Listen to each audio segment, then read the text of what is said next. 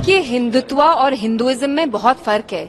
हिंदुत्व वो नफरत वाली फिलॉसफी है जो सरवारकर यहाँ इंडिया में फैलाते थे इन द 40s। हिंदुत्व और हिंदुइज्म में बहुत अंतर है। Hinduism, like Islam, is a religion that promotes secularism, that promotes love and compassion. So let's not deliberately distort it. आजकल जय श्री राम, जिस आप राम राज्य की बात करते थे, वो राम राज्य का नहीं है। जय Shri Ram is a slogan that's bin associated with lynchings. जब आपको किसी मुसलमान बच्चे की पिटाई करनी है, आप ये स्लोगन यूज करके उसकी पिटाई कर रहे हैं। मैंने हिंदुत्व को क्रिटिसाइज किया और मैं डंके की चोट पे कहती हूँ कि हिंदुत्व एक बीमारी है और इस बीमारी का इलाज हमें करना पड़ेगा। देखिए, हिंदुत्व और हिंदुइज्म में बहुत फर्क है। हिंदुत्व वो नफरत वाली फिलॉसफी है जो सरवारकर यहाँ इंडिया में फैलाते थे in the 40s। He used to say कि हम यहाँ एक हेजेमनी एस्टैब्लिश करेंगे हिंदूज की, और वो फिलॉसफी ये कहती है कि India is only of the Hindus and for the Hindus. तो हिंदुत्व और हिंदुइज्म में बहुत अंतर है। Hinduism, like Islam, is a religion that promotes secularism, that promotes love and compassion. So let's not deliberately distort it. और जो मैंने बोला, मैं डंके की चोट पे कहती हूँ कि आजकल जय श्री राम, जिस आप राम राज्य की बात करते थे, वो राम राज्य का नहीं है।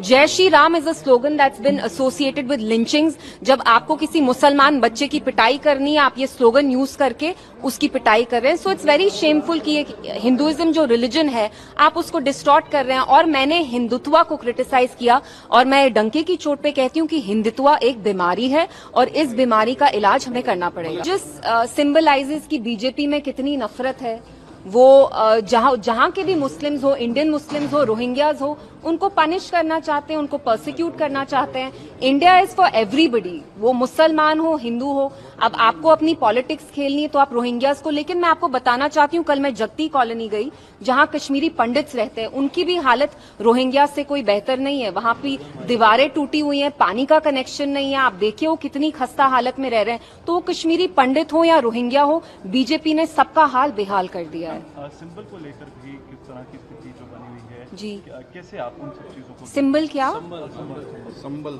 में जो हुआ, जी, जो वायलेंस हुआ, जो संबल में, जिसमें कुछ मारे भी गए लोग। जी, आप खुद देख रहे हैं कि हमारे कंट्री में कैसे law is being hijack by hooligans. यहाँ कैसे लिंचिंग हो रही है मुसलमान के अगेंस्ट, कैसे क्राइम्स किए जा रहे हैं।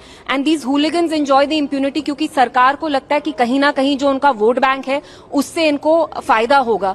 तो आप खुद देखिए यहाँ कैसे कैसे चीजें हो रही हैं। And of course we condemn whatever happened there. तब तक बने रहिए हमारे साथ और देखते रहिए हिंदुस्तान न्यूज।